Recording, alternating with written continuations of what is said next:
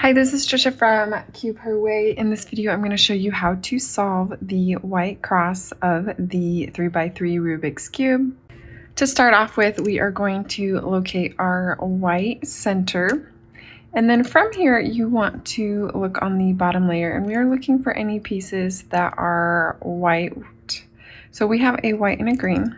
So now I'm going to look for that green center. So I'm just going to rotate it until I find that green center. And then we can rotate it up. So we are now aligned with our white and our green center.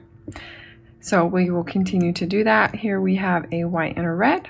So I'm going to rotate this until I find my red center, and then we will rotate it up till we align to our white center.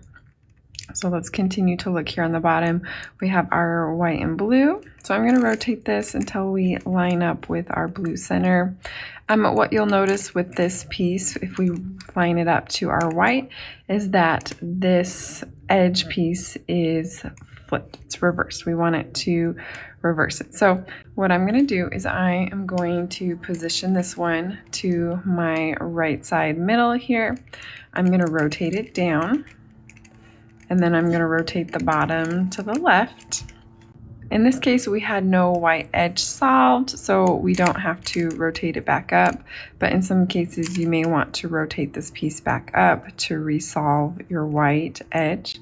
So now we have our white here on the bottom aligned with our blue center, and we can rotate that to the top. So we have 3 parts of our white done. We just have one more to go. So we'll look for our last white edge piece here.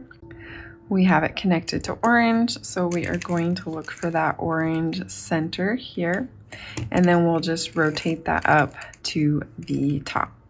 So now we have our completed white cross with each of the centers matched here.